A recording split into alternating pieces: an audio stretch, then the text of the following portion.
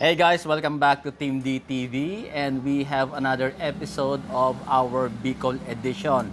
And this time we have a 2018 Toyota Corolla Altis 2.0 V CVT. And yes, we are still here sa garage ni Sir Alex. Tara, silipin natin.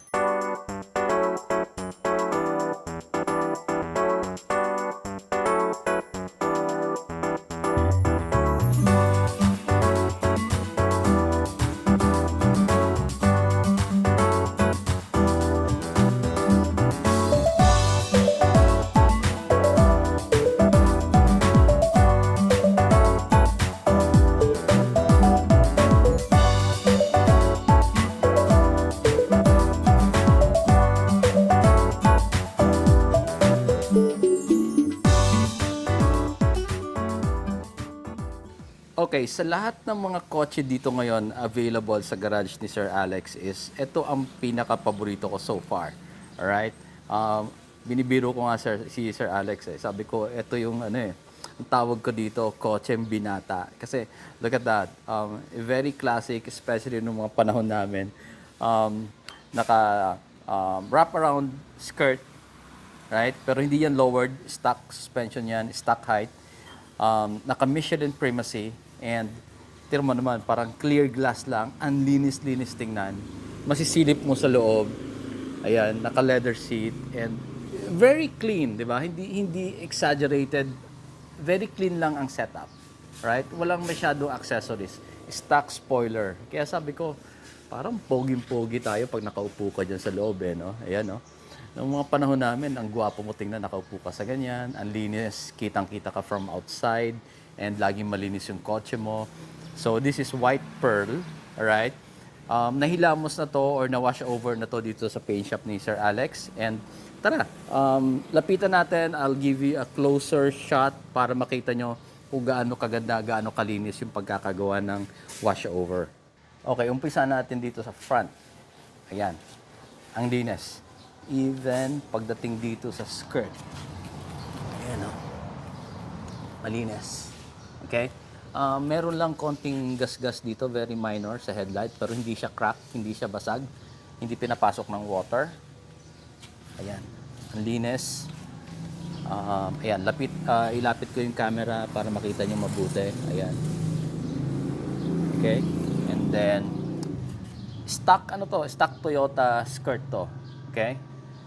And stock mags, disc brakes, naka Michelin Primacy 4, makapal pa yung gulong. Right? And then ayan yung side skirts niya. And tingnan natin dito sa likod.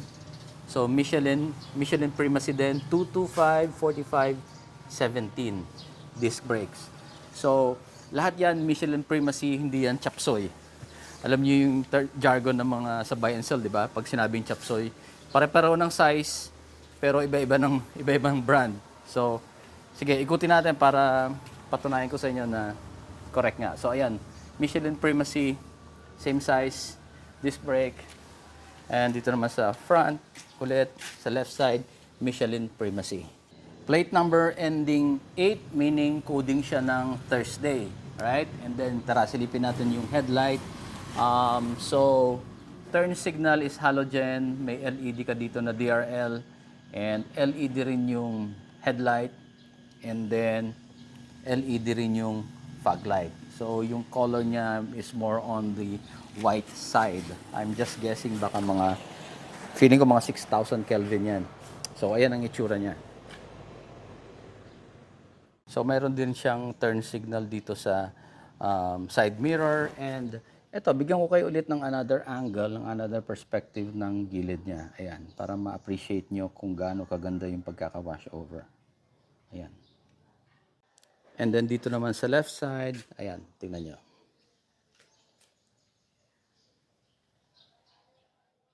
Silipin naman natin yung engine bay. Bagong palit ni Sir Alex yung battery. So, hindi ka mo problema niyan that's a Motolite Enduro.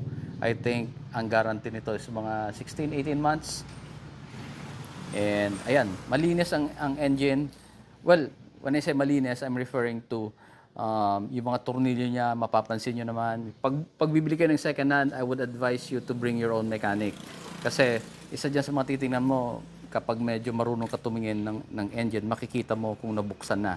Right? Kasi yung mga ulo ng mga tornilyo, kung meron yung mga corners niya, nag-ground na ng konti kasi nasugat na ng wrench nung inopen before. But that's what I'm trying to say here right now.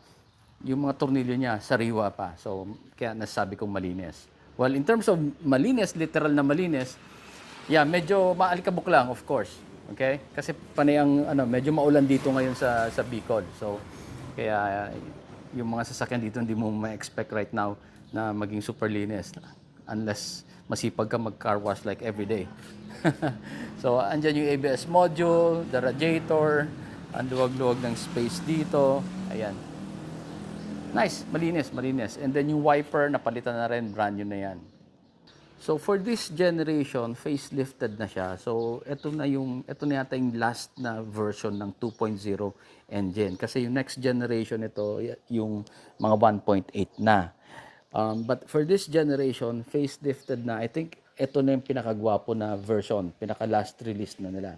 Well, in my opinion. Kasi if you try to recall, especially yung mga kabatch namin dyan, back in the day, yung mga bandang 2007, 2010 na naggagandahan na yung, lumabas na yung Civic FD 2006 yata, if I recall, kasi nagkaroon ako ng Civic FD. Ang forma-forma ng Civic, tapos yung Altis, parang napag-iwanan, di ba?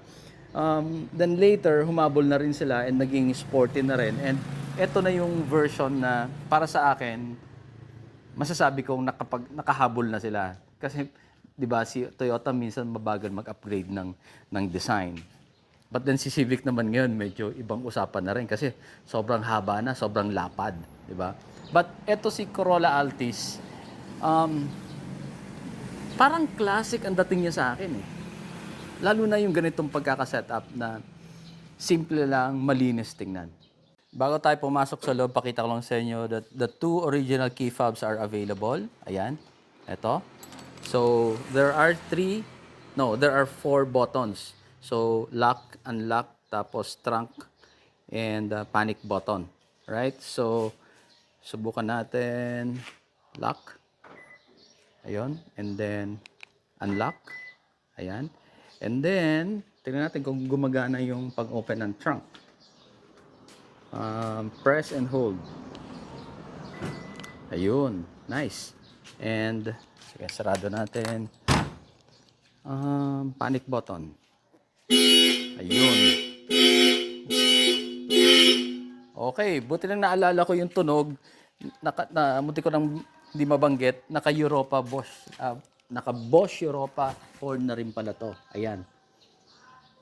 Nice. So, yung mga mahilig magpalit ng busina, hindi mo na kailangang palitan. And since this is the V version, meron na rin siyang smart entry. So, yung susi, lalagay ko lang sa bulsa ko.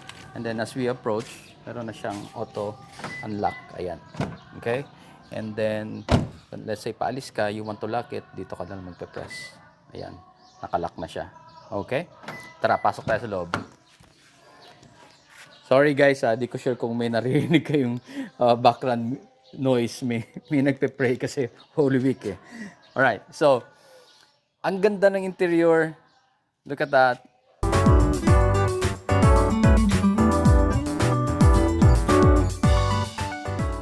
Di ba lagi ko naman binabanggit, bias ako pagka naka-black interior tapos leather. So, ayun. Opinion ko lang.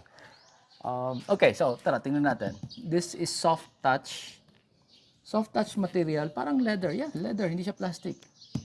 Ayan, tapos meron siyang ito parang aluminum plastic na accent dito. Ayan. This one, plastic. Pero tingnan nyo yung transition or, well, yung material. Pag tingnan mo from ganito lang na distance, akala mo pareho. So, maganda. This is leather. Leather. Plastic, plastic. Pero, altogether, pag tinignan mo, parang iisang material lang sila na lahat leather. Okay? And ito mukhang dinagdag na lang tong accessory. That's your door handle and then power door. Power window controls, auto up and down yung sa driver side, auto lock and Central lock, I mean, and then window lock.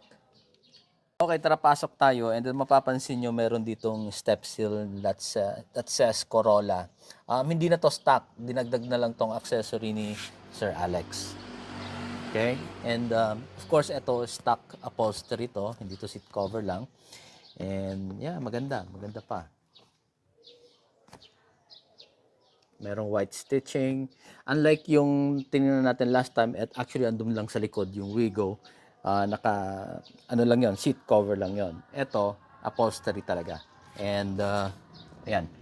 Since this is the V variant, of course, power controlled na rin yung adjustment ng driver's seat. And ang ganda ng lumbar support nito kasi na-drive ko na to. Ang ganda, tingnan nyo. Very generous yung adjustment niyan. Ayan. Okay. Okay, dito muna tayo sa loob kasi feeling ko naka-capture ng microphone yung may nagpe-prayer dyan sa may group prayer dyan sa kapitbahay. So, dito tayo sa loob ng para hindi masyadong maingay, wala masyadong background noise. So anyway, push start button. Yan, ang tahimik ng engine. Yan, very quiet. You can tell nagmamatch yung itsura dun sa labas na hindi pa nagagalaw yung engine. It matches with the sound of the engine. You can tell na sariwa pa talaga tong car na to. Oops, ang ganda ng sound. Hinaan natin, baka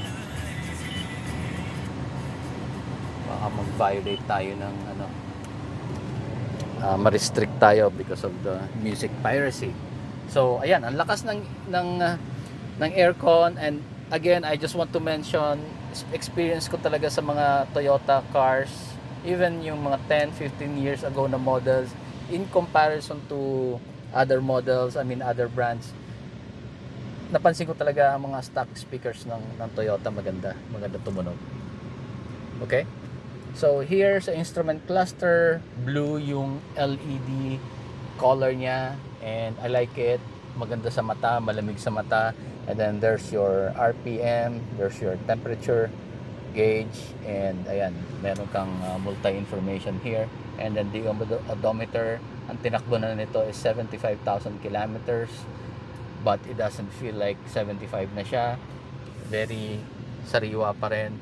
Because actually, over the weekend, nag-attend ako ng party, I was invited, tapos nag-swap kami ni Sir Alex ng car. Pinagamit niya muna sa akin to because mas marami sila, so sila ang nagdala ng Everest ko.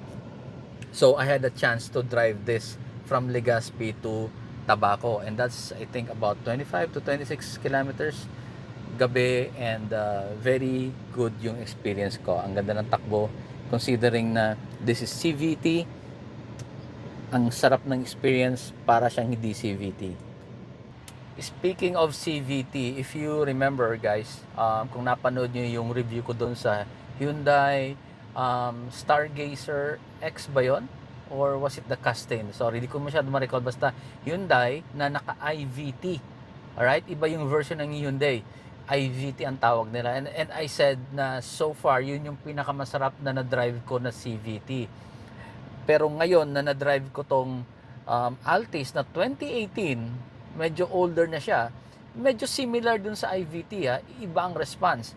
Now, siguro the closest na very valid comparison na pwede kong gawin, that I can say I have driven both, yung yung Subaru XV ko na 2018, CVT din yun, pero sobrang layo, very responsive to. Akala mo regular automatic transmission.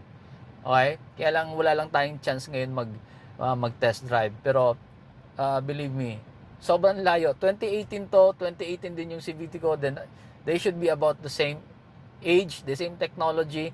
Subaru is partly owned by Toyota din. And sobrang layo. And actually, last January, pumunta si Sir Alex sa amin dun sa Maynila. And pinahiram ko din sa kanya yung Subaru. And yun din yung feedback niya. Pagbalik niya sa pagsoli niya ng kotse, sabi niya, parang mahina ang hatak ng Subaru mo. No? So, yeah, pare kami ng feedback. Sobrang mas maganda ang experience dito sa Altis. So anyway, tara, kilatisin natin. Let's go to a little bit more detail. Ito, Yung aircon vent mo, ganyan. You can easily close it like that. I like the design. Dito yung material niya maganda. It looks premium. And then nandito yung side mirror control.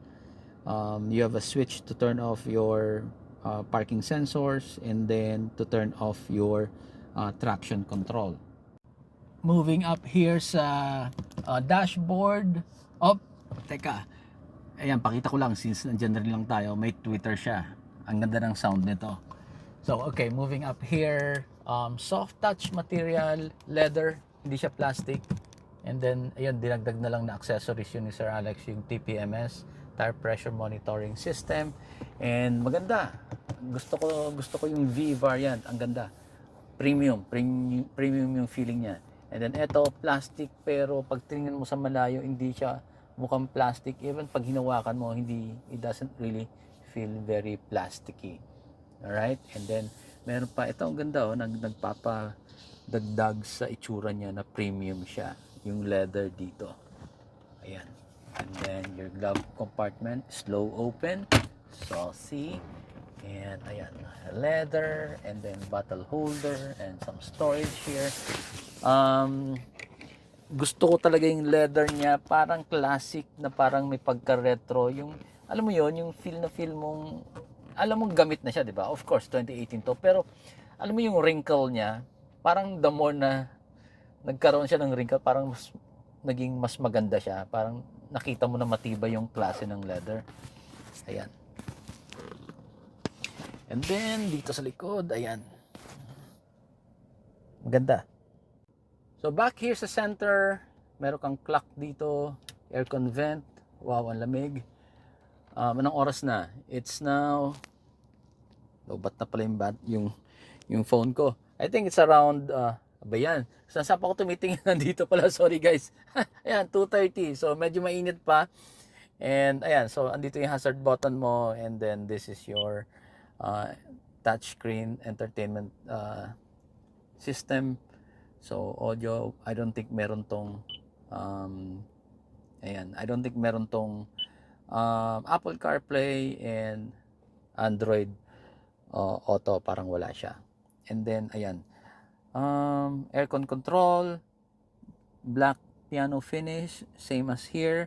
It looks nice and fancy.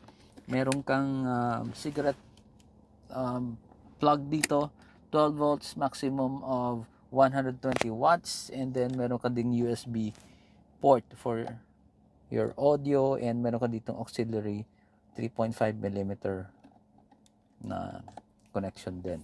Alright, and then meron din tong, I think, may vape. Meron tong kasama na visor. I'm just not sure kung, just like yung Wigo, meron din siyang yung rear view mirror na may dash cam. I'm not sure kung kasama yon sa package when you buy this. So, okay, nandun siya sa sulok ng sa loob ng glove compartment. So, meron na siyang kasamang QCY na rear view dash cam kinakabit dito. Alright, tinanggal lang ni Sir Alex. The same as the Wigo, kasama na to pag binili nyo. That's why meron na rin dito nakaabang ng power cable. So, sasaksak mo na lang dito and ikakabit nyo na lang dyan sa likod. So, para meron kang dashcam both sa front and sa rear. Nakakabit na actually yung camera sa likod. Okay, and then down here, yung cambio for the automatic, the CVT. Ayan, makita nyo naman, very makinis pa. Right? And then, yung previous owner, naglagay lang siya ng sticker dito that makes it look like, what, a snake or crocodile skin? Okay, di naman baduy, bumagay naman sa interior. So, ayan. So, gated yung cambio niya, and then sport mode, ganyan. Okay? So, tingnan natin yung reverse. Ayan yung camera. Ayan, for the reverse. Okay, going down here, ayan, meron kang drive mode for sport. So, kapag pinindot mo yan, sport, ayan, sport mode. If you turn it off, mawawala lang yung sport and it means normal drive mode ka lang. Right? And ayan, manual handbrake. And meron kang dalawang cup holders dito na malaki. And again, I like it na open siya dito sa gitna para pag medyo oversize yung cup mo, or kung may document ka or you have something else to put, may ilalagay mo siya dyan sa in between. And then nandito meron kang center console box and merong tray, which I like. May libreng pabango. And ayan, more pabango, ang daming pabango. Kaya pala, ang bango-bango ng sasakyan na to. Delikado tayo dito, Sir Alex. Bakit kaya ang bango-bango lagi ng sasakyan mo? Okay, dito naman sa passenger side, manual adjustment nga lang siya. Okay? Tingnan nyo naman. Ang bango-bango lagi ng sasakyan. Tapos etong passenger side, lagi ang laki ng space, di ba? Naka-adjust, tapos parang naka-relax. Parang laging may inaantayan na may sasakay na maganda at sexy, no? Okay, silipin naman natin ang second row. Okay. Kung anong bango dun sa unahan, ganun din kabango dito sa likod. So, in-adjust ko na to according to my driving position. Alright? And teka, nasisilaw ako kasi malakas masyado yung sun dito eh. Okay, so makikita nyo ang luwag-luwag. Si Sir Alex mas matangkad sa akin, so I guess pag siya ang nakaupo dyan, uurong lang yan ng konti. So even if his size, I think si Sir Alex mga 5'8", 5'9". So dalawang Alex, maluwag na maluwag pa rin dito. Okay? Ako 5'6" lang ako, so sobrang luwag na to para sa akin. And I like the headroom, maganda yung elbow room, and ang ganda, yung premium feel doon sa front, nagko-continue dito sa likod. So, maganda. Okay, so dito naman sa likod, again, sabihin nyo ng bias ako, talagang gusto ko yung mga black leather, and it's nice to the touch. And ayan, merong headrest dito for the third passenger, and meron ka dito, ngayon ko lang to nakita. So meron kang armrest, tapos ang ganda nung it looks fancy. Ayan, tapos may cup holder ka dito na ayan, may takip. Medyo, I think, medium small size. So ayan, comfortable naman. Uy, malambot. So ayan, So kahit lagyan mo ng real body weight mo dito, maganda, malambot. Okay? And then, what else? In terms of space, well, this is a Corolla. Maluwag talaga to. About the same space nung Subaru XV ko. Okay? Yeah, about the same. Dito. So, comfortable, I think. 3 of my size. Even mag-drive tayo, Bicol to Maynila, very comfortable, I think. Okay, dito naman sa likod, pakita ko lang. Tanggalin natin tong payong dito. And ayan, meron siyang shade. Parang Camry. Totyal. So ayan, pwede mo siyang i-hook dyan, manual. Ayan, so kung medyo mainit, especially yung weather namin dito sa Bicol, madalas mainit, and then uulan, and then mainit. Malaking bagay yan kapag yung sun nasa likod and you're traveling, yung for your rear passenger, malaking bagay yan, yung shade na yan. Nice. Okay, let's check naman the lights here at the rear. Ayan, ang ganda ng combination lamp niya. So here's your reverse lamp. Sinisilip ko, it looks like halogen din yung turn signal, tapos meron kang LED dito na parang DRL, and then there's your brake light. Maganda. It reminds me of the 2018 RAV4. 2018 din nung sa sister ko. Similar yung design nila sa likod, parang slim na horizontal. Yeah, about like that. Even yung etong parang teardrop na design niya dito, the same. And by the way, ayan, meron siyang third brake lamp. Ang ganda ng Gustong-gusto ko yung likod niya. Maganda yung pagkakagawa ng spoiler, halata mong stock, hindi yung parang aftermarket lang na pinatong mo diyan, kasi ayan, maganda yung pagkaka-install niya dito, yung connection dito. Yan. Very nice. Going down here, andyan yung sensors mo. Right, 1, 2, 3, 4, and then meron ka ditong ano ba tawag dito? Parang diffuser na mukhang carbon fiber. Ayan. And then itong exhaust tip, hindi yan stock. Dagdag accessory na lang yan ni Sir Alex. Open natin yung trunk. Ayan, tara, silipin natin. Nice, ang linis. Look at that. So meron na siyang tray. Tapos may logo ng Altis. Ayan.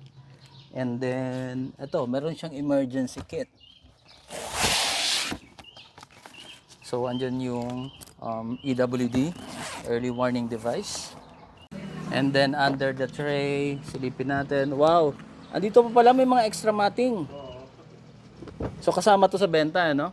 Okay. Okay, balikan lang natin tong interior kasi yung matting hindi ko masyadong nabanggit kanina. So ayan, meron siyang original na Toyota Altis na matting. Tapos meron pa palang reserva, another set dun sa likod. So yun na nga, yung kanina, ayun. So clarify ko lang kay Sir Alex, kasama daw to sa pagbenta niya. Another set to, ayan. Altis din, original din na accessory. Okay? Well, not when I say original, OEM. Okay? So ayan, may another set ka dito. Nice, di ba? So silipin lang natin, meron kang reserva dito. Dito yung spare tire. Ayan. Ang linis ng mags. Parang hindi pa nagagamit to. Walang gasgas, oh. Ang linis. Okay? Andito yung scissor jack. Andito yung tire wrench. Kompleto. Parang birang-bira buksan tong likod na to. Sariwang-sariwa pa tingnan. Feeling pogi talaga ako pag nakaupo dito, honestly.